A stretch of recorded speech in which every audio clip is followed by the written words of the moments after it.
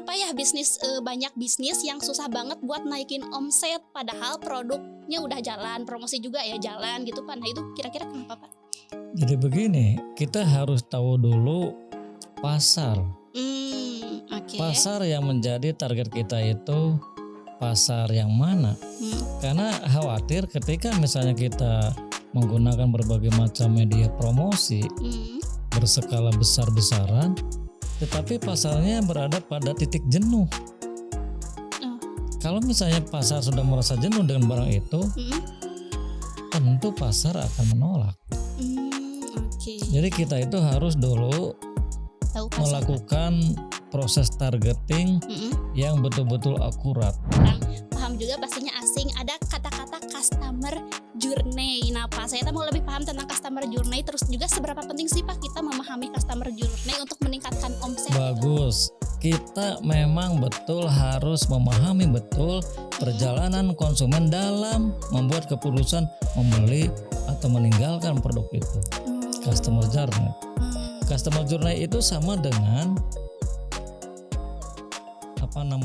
marketing funnel. Marketing funnel. Iya, jadi funnel yang harus kita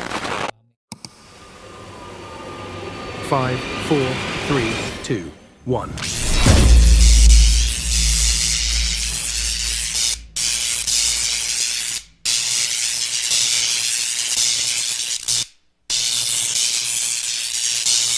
Elko Entrepreneurship, solusi bisnis UMKM. Assalamualaikum warahmatullahi wabarakatuh. Halo Sobat UMKM, apa kabarnya hari ini? Semoga selalu baik-baik saja ya. Oh iya, tahu gak sih kemarin itu ada yang curhat sama aku, salah satu Sobat UMKM. Katanya, kenapa ya aku teh kan udah kerja keras, udah promosi di mana-mana, terus teh udah ngasih diskon juga ke customer, tapi omsetnya masih segitu-gitu aja, masih jauh dari target. Nah, tenang aja ya Sobat UMKM yang sedang merasakan hal itu, tidak sendiri ya pastinya. Ada juga nih kan di sini yang sama merasakan hal itu. Nah, banyak pelaku usaha yang banyak mengalami hal yang sama, tapi hari ini kita bakal kupas tuntas hal tersebut ya. Yang paling penting itu juga cara ngatasinnya itu gimana sih. Nah, kalau kamu yang susah naikin omset, kita bakal bahas nih caranya itu seperti apa ya, yaitu bersama narasumber kita hari ini. Selamat datang kembali di podcast Elko Entrepreneurship, solusi bisnis UMKM, di mana semua solusi bisnis ada di sini. Dan masih bersama saya Lisna Gustiani yang akan menemani Sobat UMKM dalam segmen Q&A.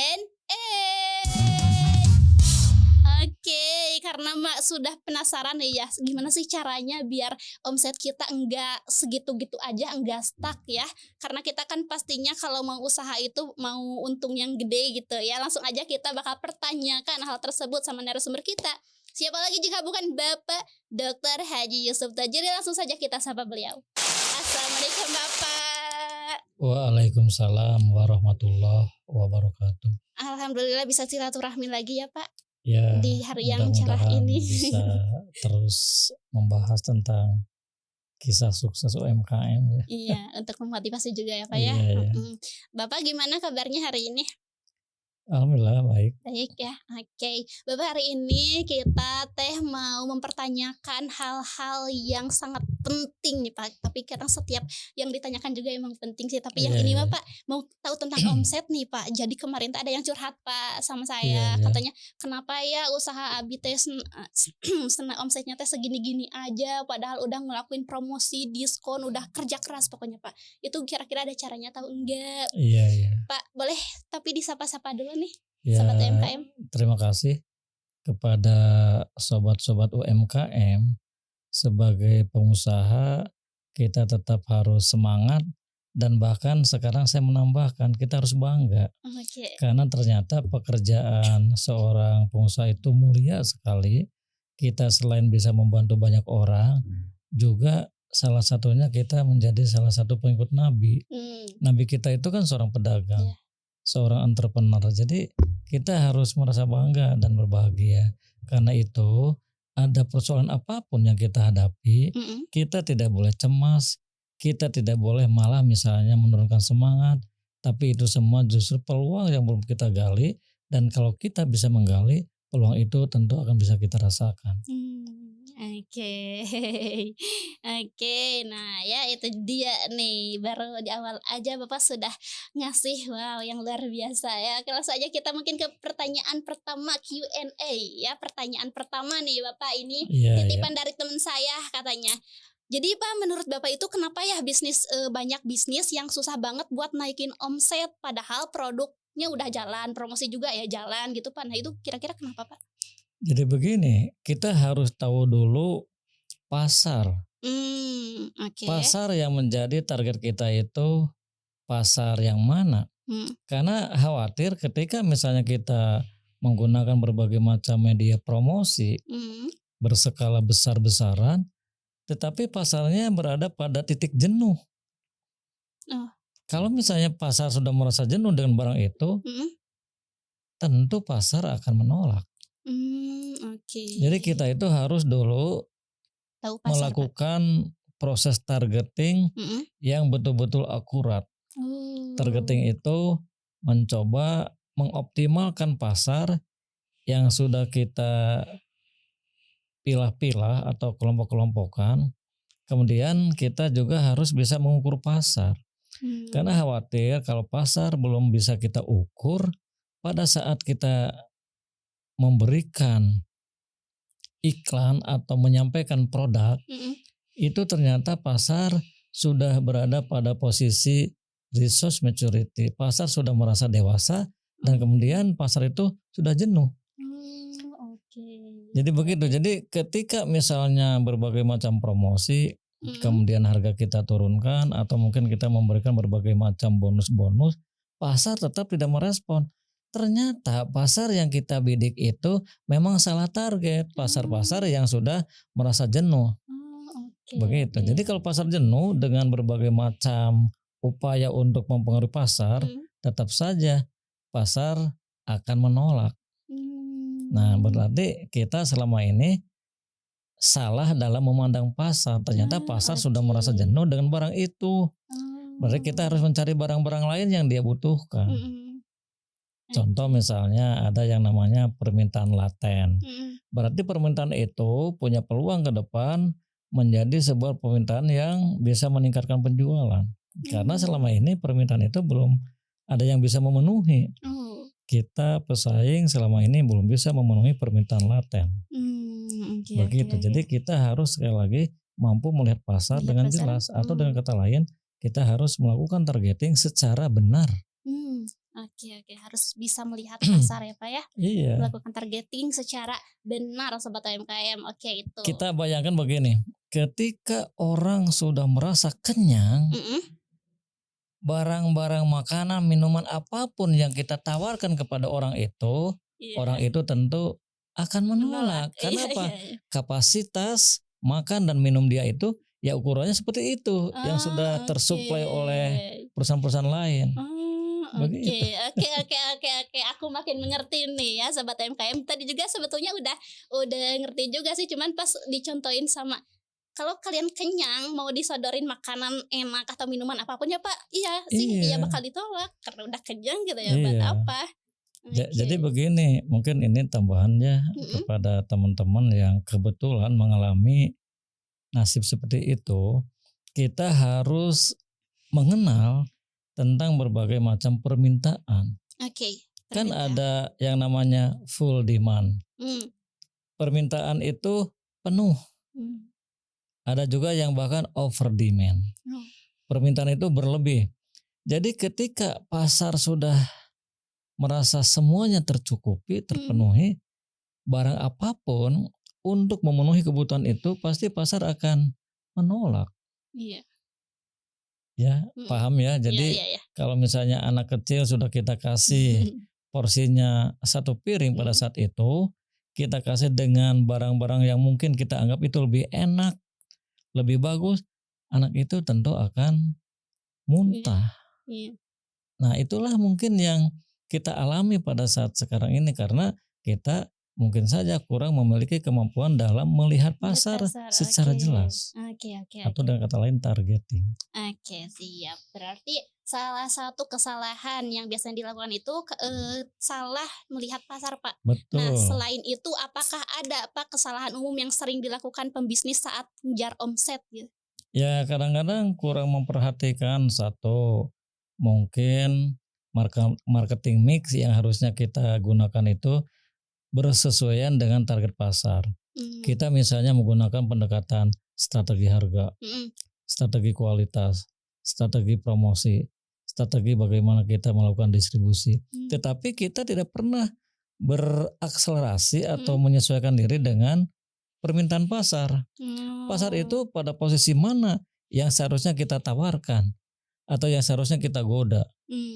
Kalau pasar sudah merasa full terhadap kebutuhan-kebutuhan yang sudah dia terima, barang sebagus apapun, janji-janji untuk mengurangi harga dan lain sebagainya pun tetap pasar akan menolak. Iya. Jadi kita harus melakukan akselerasi antara marketing mix mulai dari produk, harga, kemudian tempat, kemudian promosi dengan target pasar. Pasar mana yang memang sekarang sedang membutuhkan barang-barang kita. Begitu. Makanya ada juga seperti upaya untuk melakukan product development. Oh ternyata kalau kita tawarkan makanan dan minuman kepada orang itu sudah makan, orang itu sudah minum. Tapi ada kebutuhan lain. Nah kita kembangkan produk apa? Oh fashion. Oh misalnya barang-barang sehari-hari. Itu bisa kita tawarkan. Nah, jadi kita harus mencoba mengkompromikan antara marketing mix yang sudah saya katakan tadi dengan target market yang akan menjadi sasaran kita. Kalau belum kompromi atau kalau tidak bisa kompromi, ya tentu kita harus bisa melihat kenapa pasar tidak bisa memberikan respon terhadap penjualan kita. Oh ternyata pasar itu sudah maturity, sudah dewasa, sudah kenyang. Begitu. Oke. Nah Pak, kan biasanya nih kalau kita lihat omset perusahaan, terus kan yang terpikirkannya mungkin ini sama-sama saya dan juga mungkin sama sobat UMKM yang kurang paham gitu, selalu berpikir oh berarti bisnisnya bisa dibilang kurang atau mungkin buruk. Nah Pak, apakah omset rendah itu selalu berarti bisnisnya buruk atau mungkin ada faktor lain yang bisa dilihat untuk menentukan bisnis itu buruk gitu? Bukan buruk ya, kurang gitu. Sebetulnya begini. Kalau kita melihat kasus terjadinya penurunan penjualan, itu kan faktornya banyak. Salah satunya misalnya faktor internal. Oh ternyata kualitas barang yang kita jual, harga barang yang kita sampaikan, tempat atau distribusi yang kita lakukan, termasuk juga promosi, mengalami penurunan. Sehingga konsumen tidak begitu menarik. Kenapa? Karena konsumen memiliki banyak pilihan. Itu satu ya. Yang kedua, penurunan juga bisa terjadi karena faktor eksternal. Misalnya kondisi stabilitas ekonomi dunia sedang mengalami pelemahan. Seperti sekarang. Peperangan di mana-mana misalnya ya.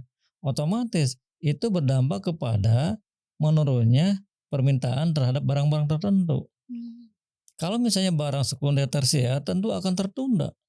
Berbeda dengan barang primer. Misalnya dalam kondisi perang, orang kan butuh pertahanan. Berarti salah satunya makan, minum, berpakaian, termasuk juga berpikir tentang bagaimana dia mempersenjatai diri gitu ya. Tapi untuk barang-barang sekunder tersier, mereka tunda dulu. Nah itu juga salah satu faktor yang menyebabkan permintaan terhadap satu barang mengalami penurunan. Nah itu. Jadi pengusaha itu harus berhati-hati, introspeksi diri dalam arti selalu menganalisa barang-barang yang kita jual, selalu menganalisa harga-harga yang kita terapkan, selalu menganalisa sistem distribusi yang kita lakukan, selalu menganalisa misalnya promosi-promosi, selalu menganalisa misalnya servis termasuk personel yang kita libatkan. Kenapa? Karena itu semua menjadi harapan konsumen. Contoh misalnya ketika pelayanan tidak memuaskan, penurunan jelas menurun. ketika karyawan-karyawan yang kita tempatkan pada perusahaan itu ternyata kurang memberikan keyakinan kepada konsumen, konsumen pun akan mempertanyakan apakah misalnya perusahaan ini tidak mengetahui bahwa termasuk juga personel perusahaan itu menjadi perhatian konsumen. Oke. Konsumen akan senang ketika melihat para karyawan itu bersikap santun, ramah, dan kemudian Iya. memberikan kenyamanan. Iya, betul. Upamanya Iya. Jumandat Jamendut misalnya kan konsumen juga pasti akan lari Iya. atau mungkin memberikan catatan jelek, Iya. kan begitu. Kritik ya Pak ya. Iya. Oke. Nah Pak, misalkan nih Pak, sebuah perusahaan ya omsetnya tuh bagus lah Pak ya gitu. Apakah itu berarti bisa dibilang strategi penjualannya efektif atau mungkin ada hal lain yang harus Nah, mungkin dipantau gitu? dari sisi internal perusahaan mampu mengevaluasi komponen marketing mix. Oh. Dari sisi eksternal ternyata kondisi ekonomi itu sedang membaik. Itu juga bisa menjadi salah satu penyebab. Oh, Jadi oke. seorang pengusaha itu harus cerdik dan selalu mengamati perubahan-perubahan yang terjadi pada lingkungan baik internal maupun eksternal. Internal barangkali karyawan kita memberikan kinerja yang kurang bagus.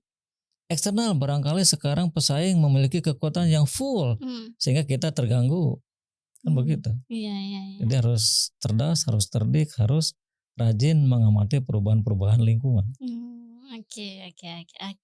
Nah Bapak kemarin kan saya kan ngobrol ya sama teman saya. Iya, Terus iya. ada kayak kata-kata bukan asing ya, mungkin untuk sobat UMKM yang kurang paham juga pastinya asing. Ada kata-kata customer journey. Nah Pak, saya mau lebih paham tentang customer journey. Terus juga seberapa penting sih Pak kita memahami customer journey untuk meningkatkan omset gitu? Bagus. Kita memang betul harus memahami betul perjalanan konsumen dalam membuat keputusan membeli atau meninggalkan produk itu. Customer journey. Customer journey itu sama dengan marketing funnel. Marketing funnel. Iya. Oke. Jadi funnel yang harus kita pahami itu mulai dari awareness. Awareness itu konsumen belum sadar. Bagaimana kita bisa menyadarkan konsumen tentang keberadaan produk kita? Berarti kita harus melakukan iklan, melakukan promosi, melakukan word of to mouth, dari mulut ke mulut menyampaikan tentang barang dan pesan barang itu. Itu kan dalam rangka awareness. Bagaimana konsumen bisa menyadari tentang keberadaan produk kita. Kalau sudah sadar, customer journey yang kedua itu pasti konsumen akan konsiderasi. Dia akan mempertimbangkan dan membandingkan produk kita yang kita kenalkan kepada konsumen dengan produk pesaing. Apa nilai yang bisa membedakan? Atau dengan kata lain, apa sih nilai-nilai keunggulan dari produk kita yang kita tawarkan kepada konsumen? Konsumen akan mempertimbangkan itu. Ternyata konsumen bisa merasakan ada nilai lebih dari produk kita yang kita tawarkan kepada konsumen. Konsumen akan purchase.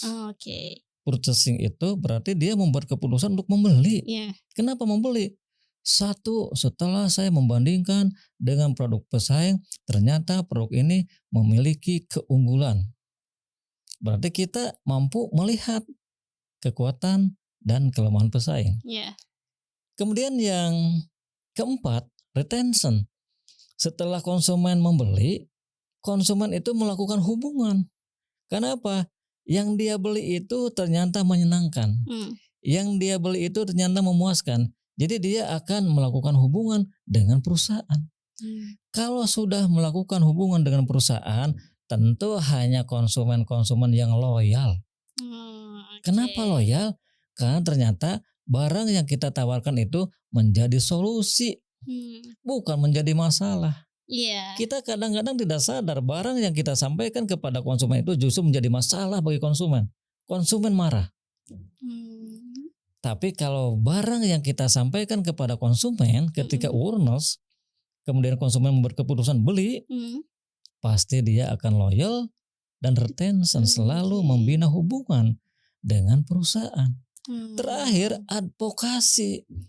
Kalau konsumen sudah merasa betul-betul puas, dia akan memberikan nasihat-nasihat kepada perusahaan, dan bahkan dia rela untuk menyampaikan pengalaman indah itu kepada banyak orang.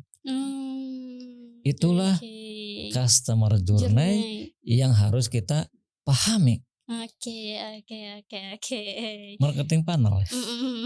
Setelah saya barusan nih dengar dari penjelasan Bapak, oh iya saya sudah mulai terbuka nih Pak. Oh iya Pak, sangat penting Kan berarti begini ya Pak. gambarnya itu bagaikan asupan. Asupan. Begini kan merucut. Oke. Tadi teh harus apa Pak? Yang pertama teh awareness, Awareness itu kesadaran gitu Pak. kita Membuat membentuk kesadaran kepada konsumen tentang produk-produk kita. Oke, yang kedua Pak. Yang kedua, baru consideration. Konsiderasi, oke. Jadi konsumen mempertimbangkan dengan cara membanding-bandingkan produk kita dengan produk pesaing. Oke, yang ketiga. Baru purchase, beli. Ya, Beli. oke, Dia membuat keputusan beli. Oke. Kenapa? Ternyata ada nilai lebih. Terus Yang keempat, retention, membangun hubungan baik dan Pak. bahkan indikasi membangun hubungan yang baik itu konsumen sampai mau menceritakan atau mempromosikan barang kita kepada orang lain tanpa harus kita bayar. Nah, itu marketing funnel atau customer journey istilahnya begitu. Oke. Nah, sobat UMKM, kita sekarang udah tahu ya, udah lebih memahami tentang apa itu customer journey. Tadi sangat-sangat jelas di detail dijelaskan gitu sama Bapak ya. Oke, kita lanjut mungkin ke pertanyaan selanjutnya nih Pak. Ini mah katanya mau strategi Pak. Bapak minta dong 1 atau 2 strategi praktis yang bisa langsung saya praktekkan gitu untuk meningkatkan omset saya. Satu, strateginya itu targeting. Bagaimana tadi apa? kita bisa mengoptimalkan pasar yang bisa kita lihat dengan jelas. Jadi kan pertama segmentasi dulu. Yeah. Pasar itu kita pilah-pilah, kita kelompok-kelompokkan berdasarkan ciri-ciri tertentu. Yang kedua baru kita target, namanya targeting. Targeting itu pasar-pasar yang memang satu, dia memiliki ukuran yang besar. Yang kedua, dia memiliki tingkat pertumbuhan juga yang besar. Yang ketiga, dia itu memberikan peluang untuk mendapatkan profit yang besar juga. Nah, pasar-pasar seperti itu harus kita lihat dan kita optimalkan dengan baik. Dengan baik itu seperti apa? Contoh, kita membuat skala prioritas. Pelayanan yang kita berikan kepada pasar-pasar begitu harusnya sesuaikan dengan tingkat pembelian masing-masing konsumen. Jadi strategi pertama yang harus kita lakukan itu targeting terhadap pasar-pasar yang sudah kita kelompokkan. Coba optimalkan dengan baik. Oke. Terus apa lagi? Pertanyaannya Pak? Kan baru satu iya. ya. Apalagi tadi pertanyaannya? Ya apa cara menaikkan omset? Yang kedua Strategi. juga setelah kita mengenal betul dengan target-target yang akan menjadi sasaran kita itu harus menyampaikan produk berikut pelayanan kepada konsumen itu sesuai dengan ekspektasi konsumen. 2 strategi saya pikir akan meningkatkan penjualan kita.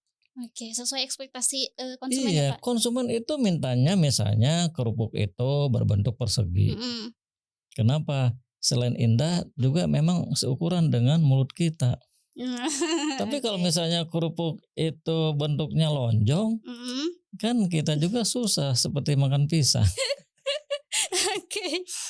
Oke, itu ya Sobat UMKM udah dijawab sama Bapak sesuai ekspektasi. Apalagi kalau mungkin kita bisa melebihi ekspektasi atau harapan konsumen ya Pak, itu lebih bagus ya Pak.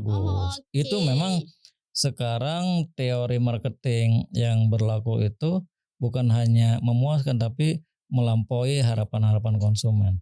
Jadi konsumen itu kita buat terkejut. Terkejut ya. Waduh, belum pernah saya pikirkan tetapi ini barang betul-betul saya menginginkan dari dulu. Tadi kan ada permintaan laten. Oke. Nah Pak, kalau dulu kan kita tuh pernah ngebahas tentang mindset seorang pembisnis atau pengusaha ya Pak ya. Iya. Nah apakah mindset pemilik bisnis itu ngaruh gak sih Pak dengan turun naiknya omset? Bisa jadi. Karena iya, kalau Kak? misalnya cara berpikirnya salah, tentu dalam memutuskan dalam pembuatan strategi pun bisa salah. Oke. Kan begitu. Strategi itu, program-program kerja itu SOP itu kan turun dari seorang pemimpin, apakah Iya. itu CEO atau owner. Mmm. Jadi kalau pola pikir ownernya itu sedang galau, Mhm. strategi yang kita terapkan pun ternyata galau, tidak sesuai Oh, dengan oke. target yang kita sudah Iya tentukan. iya iya. Mhm. Nah, bahaya. Oke, oke. Nah itu ya ternyata berpengaruh mindset seorang pemilik bisnis itu terhadap naik turunnya omset. Tadi udah dijelasin sama Betul, Bapak, pasti berkaitannya berpengaruh. Jadi gimana gitu. ada sebuah energi Mhm. antara pemimpin perusahaan dengan konsumen. Kalau energinya positif, tentu strategi-strategi yang kita buat itu bakal positif juga dan sampai kepada konsumen. Tapi kalau misalnya mindsetnya sedang tidak positif, tentu pelayanan yang kita berikan kepada konsumen pun tentu akan berkurang dan itu memang malapetaka. Oh, oke oke.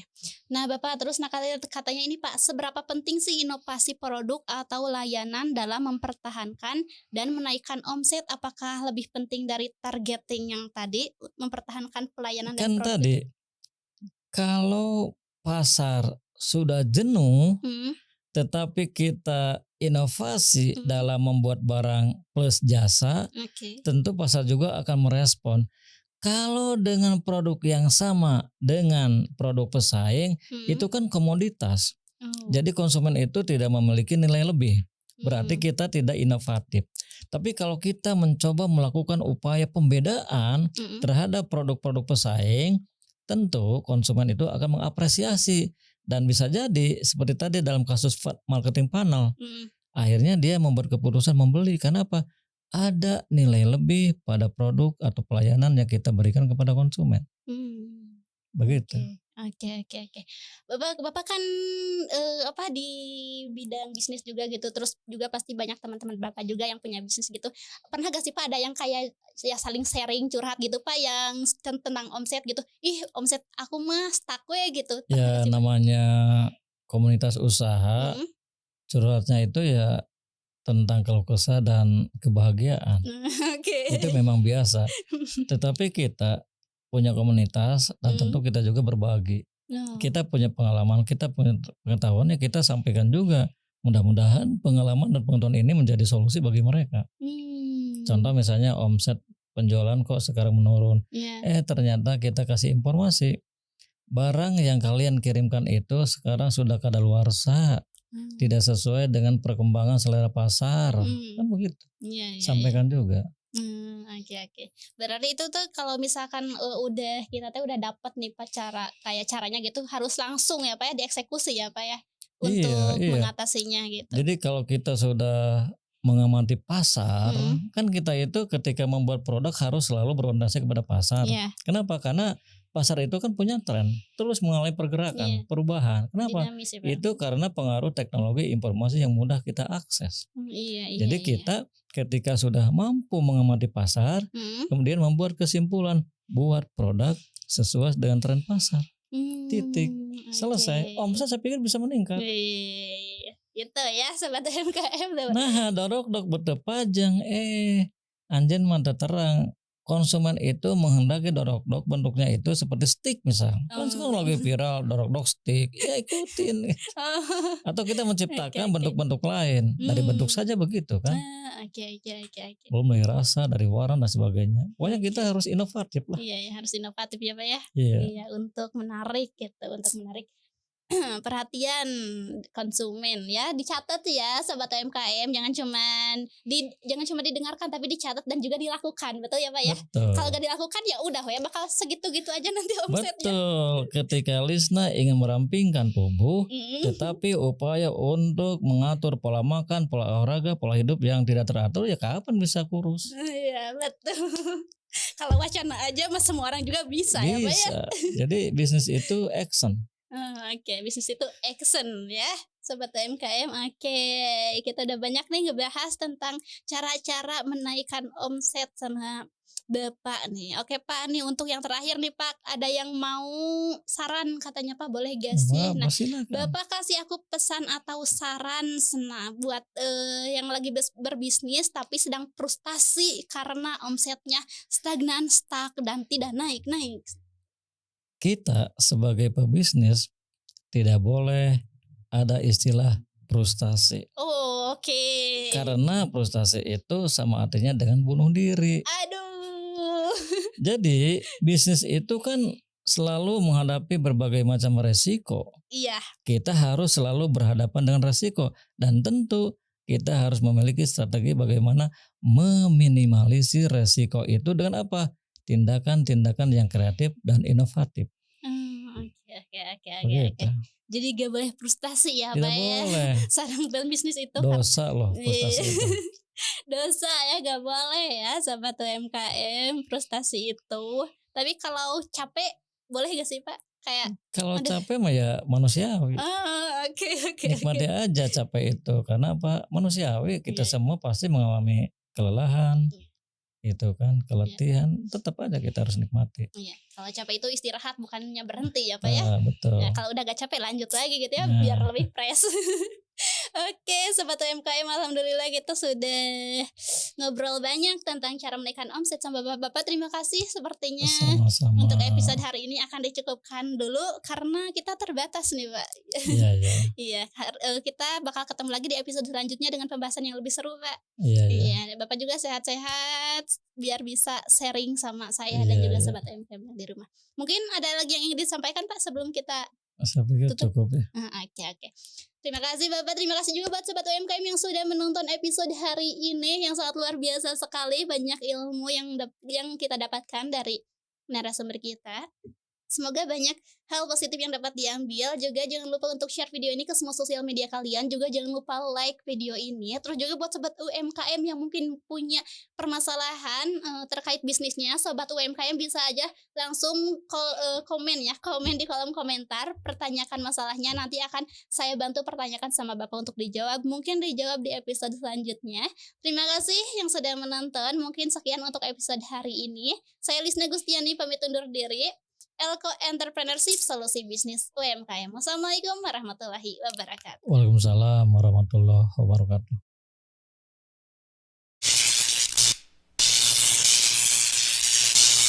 Elko Entrepreneurship, solusi bisnis UMKM.